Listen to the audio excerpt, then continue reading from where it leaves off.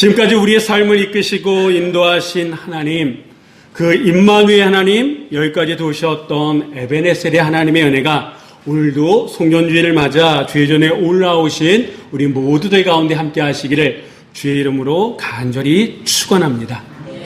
오늘은 2025년 마지막 주일 송년주일입니다.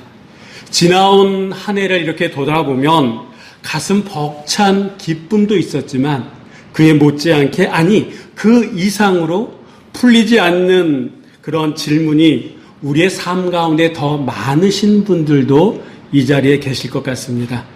우리의 인생의 일기장에 아직 마침표를 찍지 못한 그런 문제들, 문장들이 여전히 우리의 삶 속에 있습니다. 예를 들면, 왜 이런 일이 있었을까? 왜 이렇게 힘들었을까?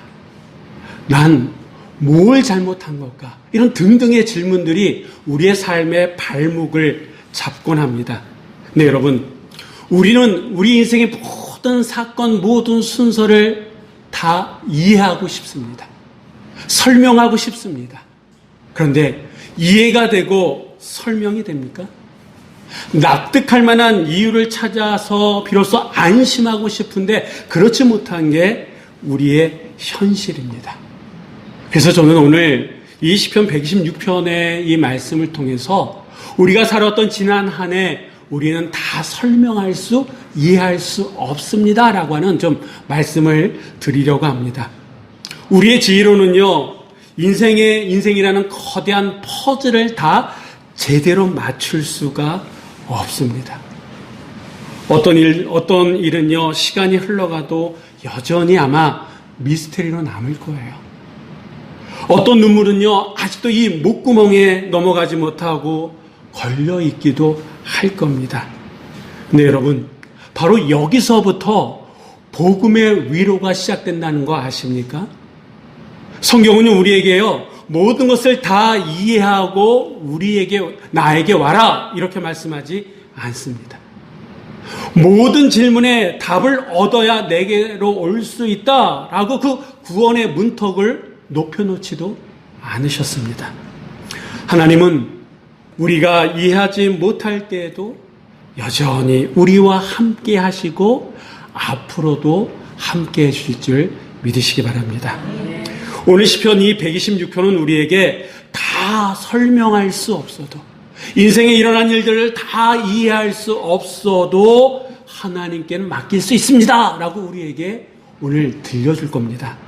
여러분, 비록 눈물로 한 해를 보냈다 할지라도 그 눈물이 어떻게 기쁨의 단어로 변화되는지 오늘 시편이 126편은 우리들에게 분명한 메시지를 던져주고 있습니다. 사실 이 시편 126편은요, 그렇게 밝은 시는 아닙니다. 왜 그러냐 하면 이 시편 126편은 이스라엘 백성들이 바벨로 포로 생활을 마치고 꿈꾸는 듯한 기쁨으로 예루살렘에 돌아온 이후의 진시입니다. 꿈을 꾸는 것 같은 그런 기쁨을 가지고 예루살렘에 돌아왔습니다. 고국에 돌아왔습니다. 70년이라고 하는 긴 시간을 기다림 끝에 고국으로 돌아왔습니다. 이제 이들은 돌아오면서요, 자신들의 인생이 장밋빛으로 바뀌어 있을 줄 알았어요. 그런데 돌아온 현실은, 고국의 현실은요, 냉혹했습니다. 이들이 마주친 예루살렘 성전, 하나님이 계신 그 성전은요, 성벽이 무너지고 폐허가 되었고 잡초만이 무성했습니다. 먹을 양식이 부족했고 여전히 이방의 나라들은 이 예루살렘을, 이 이스라엘을 괴롭히고 있었습니다. 설레는 마음으로, 꿈꾸는 듯한 마음으로 돌아왔지만 눈물로 씨를 뿌려야 되는 게 이들의 현실이었어요. 앞뒤가 좀 모순적이지 않습니까? 그런 상황 속에서 쓴 시가 시편 126편이다라고 하는 거예요. 근데 가만히 보면요, 이 시편 이스라엘의 상황과 우리의 상황이 어떻게 보면 비슷하다라고 하는 거예요. 왜 그러냐 하면 기도의 응답을 받아서 고난의 터널을 지나온 것 같은데 여전히 우리의 삶 속에는 문제가 산적해 있다라고 하는 겁니다. 몸은 예전과 같지 않습니다. 점점 약해졌어요. 앞날은 막막합니다. 관계의 응어리는 풀린 듯 하는데 마음의 상처는 여전히 남아있다라고 하는 거예요.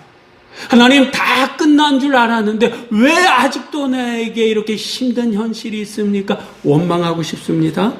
상황은 설명하고 싶은데 좀처럼 설명할 수 있는 말들이 우리의 현실이 없다라고 하는 거예요. 이게 이스라엘의 상황이고 2025년 송년주의를 맞이하고 새로운 한 해를 준비하는 지금 우리의 현실일 수 있다라고 하는 거예요. 근데 여러분, 이 시편 116편을 가만히 보면요, 이들은 풀리지 않는 현실의 문제 앞에 왜라고 하는 단어보다는 그 너머에 계신 하나님이 어떻게 그들의 삶을 이루어 가시는지 하나님께 초점을 두고 있다라고 하는 거예요. 우리의 인생의 모든 과정을 우리는 설명할 수 없습니다. 어떻게 보면 설명하겠다라고 하는 그 자체가 교만이고 오만일 수 있다라고 하는 거예요. 그렇다고 여러분, 설명할 수 없다라고 해서 하나님의 은혜가, 하나님의 손길이 우리의 삶 속에 멈춘 겁니까? 그건 또 아니다라고 하는 거예요. 우리가 다 이해할 수 없기에 역설적으로 얘기하면 맡길 수도 있다라고 하는 거예요. 만약에 우리가 우리의 인생을 다 이해할 수 있다 그러면 우리가 하나님이 되는 거죠. 우리가 전지전능하는 거 아니겠습니까? 반면에 우리가 다 이해할 수 없기 때문에 하나님께 맡길 수도 있다라고 하는 거예요. 도저히 설명되지 않는 상황 속에서 여전히 일하고 계신 그 하나님. 당장은 내가 이해할 수 없지만 반드시 합력하여 선을 이루시도록 우리의 삶을 이끌어 가시는 그 하나님이 계시기에 오늘 우리가 이 자리에 있는 줄 믿습니다. 자, 그렇다 그러면 현실은 눈물을 흘릴 수밖에 없는 그런 상황이지만 이런 현실 속에서 어떻게 기쁨의 단을 거둘 수 있느냐, 한번 말씀을 통해서 그 비결을 한번 찾아볼 텐데요. 1절의 말씀을 한번 다 같이 읽어보도록 하겠습니다. 여호와께서 시온의 포로를 돌려보내실 때에 우리는 꿈꾸는 것 같았다. 아멘. 여호와께서 시온의 포로를 돌려보내실 때에 우리는 꿈꾸는 것 같았도다. 이 꿈꾸는 것 같았도다라고 하는 이 히브리 원어의 의미는요, 단순히 기쁘다, 기뻐하는 것 같다 이런 뜻이 아닙니다. 이 원문의 뉘앙스는요, 인간의 계산으로는 도저히 일어날 수 없어 현실로 받아들이기에 어려울 만큼 놀라운 충격, 이게 바로 꿈꾸는 것 같아도다라고 하는 의미예요. 다시 말씀드리면 하나님의 구원, 하나님의 역사가 너무 크고 실제적이어서 현실로는 받아들이기조차 벅찼다라고 하는 신앙의 고백이 꿈꾸는 것 같았도다라고 하는 그런 뜻이다라고 하는 거예요. 근데 여러분, 이 말씀을 다시 한번 잘 보세요. 우리가 끝까지 버텼더니 꿈꾸는 것 같았도다 이렇게 얘기하고 있습니까? 우리가 하나님 앞에 회개했더니 꿈꾸는 것 같았도다 이렇게 얘기하고 있습니까? 아니면 우리가 최선을 다해서 살았더니 지금 우리의 현실이 꿈꾸는 것 같았도다 이렇게 얘기하고 있습니까? 아니다라고 하는 거예요. 오늘 성경은요, 여호와께서 시온의 포로를 돌려보내실 때에 우리는 꿈꾸는 것 같았도다 이렇게 말씀하고 있다라고 해요. 그러면 우리가 꿈꿀 수 있도록 한 주어는 누굽니까? 여호와께서, 하나님께서 그렇게 하셨다라고 하는 거예요. 우리가 최선을 다해서 살았기 때문에 지금 꿈꾸는 것 같은 것이 아니라 여호와께서, 하나님께서, 다시 얘기하면 회복의 주어는 누구라는 거예요? 하나님이다라고 하는 겁니다. 송년주의를 맞아서 우리가 고백해야 될 첫 번째 고백이 여기서부터 시작된다라고 하는 거예요. 오늘 우리가 이 자리에 있기까지 우리가 열심히 살았기 때문에 내 인생을 끌고 왔기 때문에 오늘 우리가 이 자리에 있는 게 아니다라고 하는 거예요.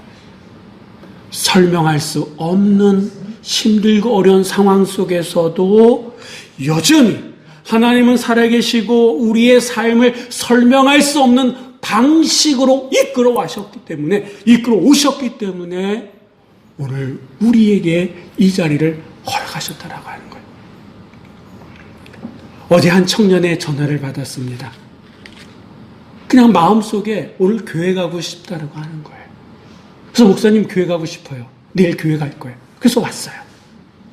왜 그 마음속에 하나님께서 그 마음을 주셨느냐? 설명할 길이 없어요. 갑자기. 하나님께서 그를 부르신 줄 믿습니다. 하나님께서 내 마음에 그 마음을 넣어주신 줄 믿습니다. 설명할 수는 없지만 하나님의 부르심, 하나님의 인도하심이 있었기에 오늘 우리가 이 자리에 있는 줄 믿습니다. 여러분, 내 삶을 내가 설명할 수 없습니다. 그러나 내가 설명할 수 없지만 내 삶의 주인은 하나님이시기 때문에 오늘 우리가 이 자리에 있는 줄 믿습니다. 다시 얘기하면 2025년 우리의 삶의 주인이신, 그래서 꿈꾸는 것 같은 은혜를 주신 그 하나님께서는 2026년에도 우리의 삶을 지키시고 이끄시고 인도하실 줄 믿습니다. 그래서 다 설명할 수 없기에 하나님께 맡길 수 있다라고 하는 거예요. 이 고백이 오늘 우리 가운데 있으시기를 주의 이름으로 간절히 축원합니다. 여러분, 회복의 주어가 하나님이심을 믿으십니까? 그 고백이, 그 위로가 우리에게 더 큰 위로가 된다라고 하는 거예요. 근데 여기서 한 가지 질문이 생깁니다. 그렇다 그러면 하나님이 우리의 삶의 주인이시고 우리의 삶의 모든 것을 다 하신다고 한다 그러면 과연 나는 지금 내가 해야 될 일이 무엇인가? 그저 그냥 손을 놓고 기다리면 되는가? 아니다라고 하는 거예요. 하나님께서는 분명히 이스라엘 백성들을 포로에서 이제 고향 땅으로 보내셨습니다. 근데 그들의 현실은요, 척박한 현실이었다라고 하는 거예요. 그들이 돌아온 이 예루살렘 고향 땅은요, 척박하기 그지 없었다라고 하는 거예요. 돌아만 가면 모든 것이 다 될 줄 알았는데 오히려 바벨론보다 더 힘들고 어려운 현실이 그들의 말 그대로 현실이었다라고 하는 거예요. 배는 고픕니다. 현실은 시간이 갈수록 더 가혹해집니다. 이런 막막한 현실 속에서 하나님은 이스라엘 백성들에게 오늘 2025년을 살아가고 있는 영적인 이스라엘 우리들에게 뭘 원하실까요? 5절 말씀 우리 한번 다 같이 읽어보도록 하겠습니다.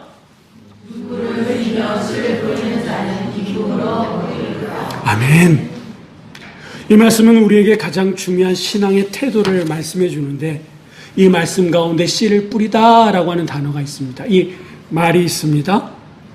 이 말은 히브리어로 자라라고 합니다. 근데 이 뜻은요, 아주 독특한 의미를 담고 있는데 이것은 풍족한 상태에서 여유롭게 뿌리는 씨앗을 의미하는 게 아니다라고 하는 거예요. 의미는요, 결과를 결코 보장할 수 없는 상태에서의 간절한 선택, 이런 뉘앙스를 담고 있습니다.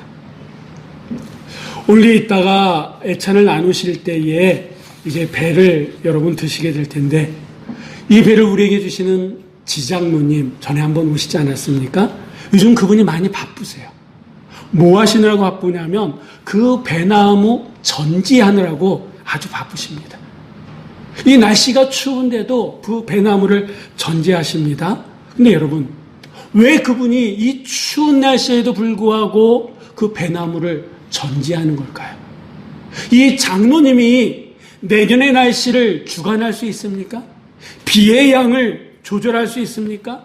오는 태풍을 막을 수 있습니까? 어떤 것도 할 수 없다라고 하는 것. 사실 농부는 아무것도 통제할 수 없습니다. 그럼에도 불구하고 추운 겨울에 전지를 하고 씨를 뿌리는 이유가 있다라고 하는 거예요. 왜 그렇게 하느냐? 이 밭의 주인은 내가 아니고 누구라는 걸까요?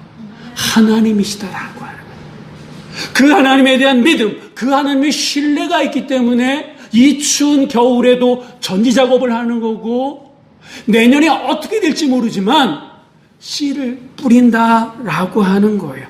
이게 바로 자라의 신앙이다라고 하는 겁니다. 내 통제권을 포기하고 내 삶의 모든 것을 누구에게 맡기는 거라고요? 하나님께. 이게 바로 자라의 신앙이다라고 하는 거예요. 또 오늘 이 말씀은요, 성경은 이들을 눈물을 흘리며 씨를 뿌린다 이렇게 말씀하고 있습니다. 이 눈물이라고 하는 단어는 부드마라고 하는 히브리어인데 이 의미는요, 체면 때문에 억지로 참는 눈물이 아니라 이 부드마라고 하는 이 눈물의 의미는요, 가슴 깊은 곳에서 터져나와서 도저히 막을 길 없어 흘러내리는 눈물, 이런 뜻입니다. 이스라엘 백성들의 삶이 그랬다라고 하는 거예요. 70년을 기다려왔습니다. 그래서 하나님의 전적인 은혜로 예루살렘에 돌아왔어요. 그런데 돌아온 현실은요, 폐역으로 인해서 참담했다라고 하는 거예요. 앞날이 막막해서 눈물밖에 나오지 않았다라고 하는, 아무리 참으려고 해도 참을 수 없는 눈물. 그런데 이런 상황 속에서 이런 상황을 이해해서 씨를 뿌린 게 아니다라고 하는 거예요. 모든 것을 하나님께서 설명해 주셨기 때문에 이들은 씨를 뿌린 게 아니다라고 하는 거예요. 이해할 수 없었고 설명도 주어지지 않았지만 누구를 믿었기에? 하나님을 믿었기에 이들은 흐르는 눈물을 닦아가면서 씨를 뿌렸다라고 하는 거예요. 여러분, 우리도 종종 하나님 앞에 이렇게 얘기하지 않습니까? 하나님, 이해시켜주면 믿겠습니다. 납득할 만한 설명을 주시면 제가 그때 하겠습니다. 근데 성경은요, 우리들에게 그렇게 말씀하지 않는다라고 하는 거예요. 신앙이라고 하는 것은, 믿음이라고 하는 것은 이해한 후에 맡기는 것이 아니라 이해되지 않아도 하나님을 믿음으로 하는 게 그게 신앙 아니겠습니까? 2025년 이 송년주일 우리가 먼저 내려놓아야 할 것은 바로 설명하려고 하는 집착이다라고 하는 거예요. 왜 나에게 이런 어려움이, 왜 우리 가족의 관계가, 왜 이 일이 우리의 삶 속에 이루어졌을까? 왜 내 삶이 이렇게 힘들고 어렵고 공허하고 막막한 걸까? 근데 여러분, 그 설명과 그 이해를 아무리 찾아보려고 해도 이해가 되지 않아요. 설명이 되지 않아요. 근데 여러분, 그러기 때문에 우리는 더더욱, 저는 신령하지 않습니다. 그러나 한 가지 여러분에게 말씀드릴 수 있어요. 우리의 인생에 짊어지고 있는, 담고 있는 그런 질문들 가운데에 어떤 것은 올해 안에 여전히 풀리지 않을 것입니다. 아니, 어떤 문제는요, 내가 하나님 앞에 죽어서 설 때까지도 여전히 미스터리로 남을 수 있는 그런 문제들도 있을 겁니다. 그런 우리를 향해서 하나님은 분명하게 말씀하시는데, 설명되지 않는 시간을 설명하고 이해하려고 애쓰지 말고 그 시간을 누구의 손에? 하나님 손에 맡겨라. 이게 바로 믿음이요, 이게 바로 삶의 지혜인 줄 믿습니다. 지금 여러분의 삶에 흐르는 이 부디마의 눈물, 이것을 부끄러워하지 마시기 바랍니다. 그 눈물은 패배의 증거가 아니라 오히려 더더욱 하나님을 신뢰하기 때문에 흘리는 눈물이요, 하나님을 신뢰하고 있는 믿음의 증거다라고 하는 거예요. 설명이 안 돼서 답답하십니까? 괜찮습니다. 이해가 안 돼서 막막하십니까? 괜찮습니다. 설명되지 않는 현실을 붙잡고 씨름하려고 하기보다는 그 현실을 다스리시는 하나님을 향해서 한 걸음 더 나아가시는 여러분 모두가 되시기를 주의 이름으로 간절히 축원합니다. 오늘 우리가 설명에 대한 집착을 내려놓고 눈물 젖은 손으로 믿음의 씨앗을 심고 뿌린다 그러면 하나님께서는 반드시 우리에게 응답해 주실 줄 믿습니다. 너는 이유를 묻지 않고 모르고 심었으니 내가 너에게 반드시 거둘 수 있는 그 기회를 주겠다라고 하나님은 우리에게 그 삶의 문을 열어놓으실 줄 믿습니다. 2025년 이 끝자락에 이 은혜가 여러분 삶 가운데 함께 하시기를 주의 이름으로 간절히 축원합니다. 자, 계속해서 말씀을 보실 텐데요. 6절 말씀을 한번 다 같이 읽어보도록 하겠습니다. 씨를 뿌리러 나가는 반드시 곡식단을 가지고 돌아오리라. 아멘. 자, 이 말씀 가운데 정말 우리가 주목해야 될 말씀이 나가는 자라고 하는 이 말인데, 여러분 지금 이들이 설명이 되고 이해가 돼서 눈물을 흘리며 나가서 씨를 뿌리는 게 아니다라고 하는 거예요. 현실은 절망입니다. 인생의 그 버거운 짐으로 인해서 짓눌려 있다라고 하는 거예요. 눈물밖에 흘릴 길 없다라고 하는 거예요. 그런데 그들의 삶의 그런 현실, 비참하고 참담한 현실에 짓눌려 있지 않았습니다. 그냥 거기서 머물러 있지 않았습니다. 여러분, 믿음이라고 하는 것, 신앙이라고 하는 것, 눈물 없는 상태가 아니라, 눈물은 비록 있지만 그 눈물 흘리는 채로 한 걸음 한 걸음 하나님 앞에 나아가고 현실 가운데 걸어가는 게, 그것이 믿음이 있는 자요 신앙이 있는 자의 모습인 줄 믿습니다. 설명할 수 없는 아픔 속에서도 기도의 자리를 나아가는 것, 이해되지 않는 고난 속에서도 예배의 자리를 지키려고 하는 것, 그것이 바로 눈물 흘리며 씨 뿌리려고 나가는 자의 모습이다라고 하는 거예요. 오늘 우리가 이 자리에 앉아 있습니다만, 그럼 모든 상황이 다 좋아서 이 자리에 앉아 있습니까? 아니에요. 여전히 우리의 삶의 한 부분은 불편해요. 다른 사람이 알면 어떻게 될까 조바심마저도 납니다. 뭐 하나 사람들에게 자랑할 만한 구석이 없을 수도 있어요. 그럼에도 불구하고 오늘 이 자리에 나온 것은 내 삶의 현실은 척박하고 힘들고 어렵지만 나를 있는 그대로 받아주시는 분이 누구다? 하나님이다. 하나님이심을 믿기 때문에 오늘 우리가 이 자리에 나온 거 아니십니까? 그 하나님은 나를 받아주시고 인정하고 함께 하신 하나님이신 줄 믿습니다. 이렇게 울며 나아가는 씨 뿌리로 나아가는 자들에게 하나님께서는 약속해 주셨는데, 어떤 약속을 주셨습니까? 반드시 기쁨으로 그 단을 가지고 돌아올 것을 약속해 주셨다라고 합니다.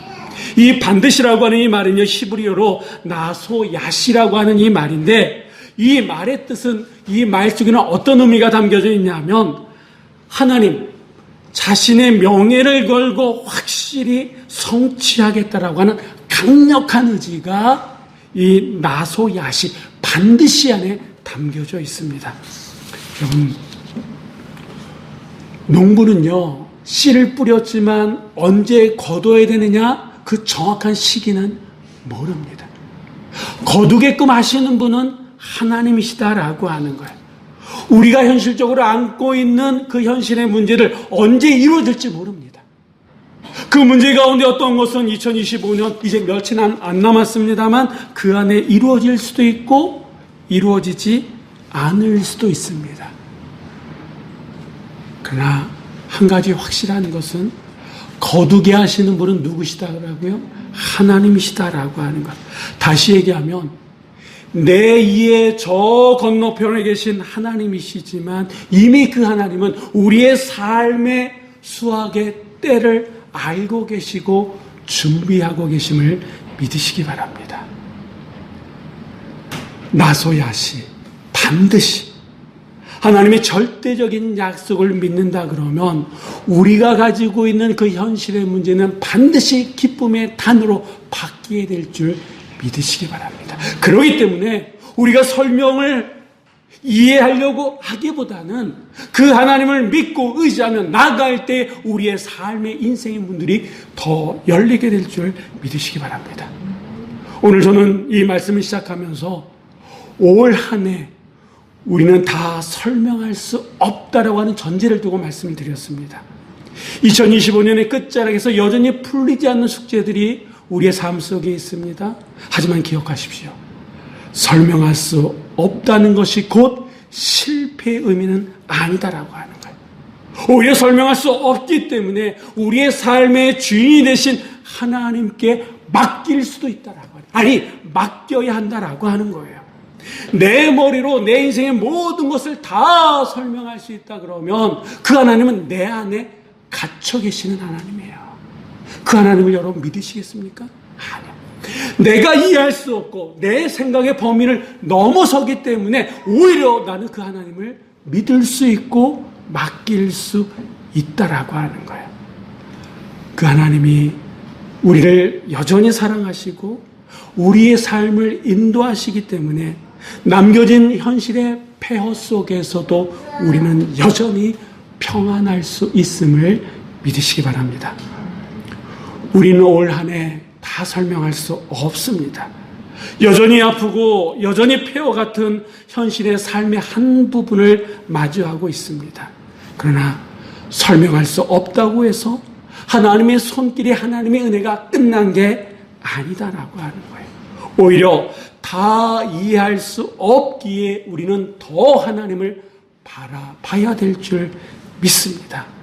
이 시간 내 삶을 이해하고 설명하려고 애쓰기보다는 오히려 눈물 젖은 손으로 하나님께서 허락하신 삶의 자리에서 믿음의 씨를 뿌려나가시는 여러분이 되시기를 주의 이름으로 부탁을 드립니다.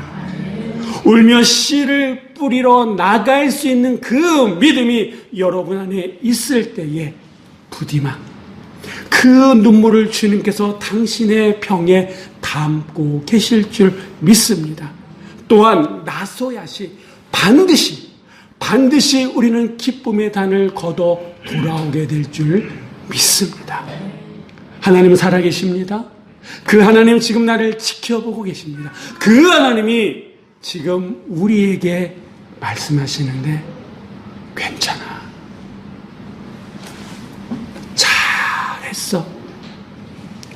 정말 수고 많았어. 이렇게 말씀해 주실 줄 믿습니다. 여러분, 옆에 계신 분들하고 한번 이렇게 인사 나눌까요? 괜찮아. 한번 서로 보시면서.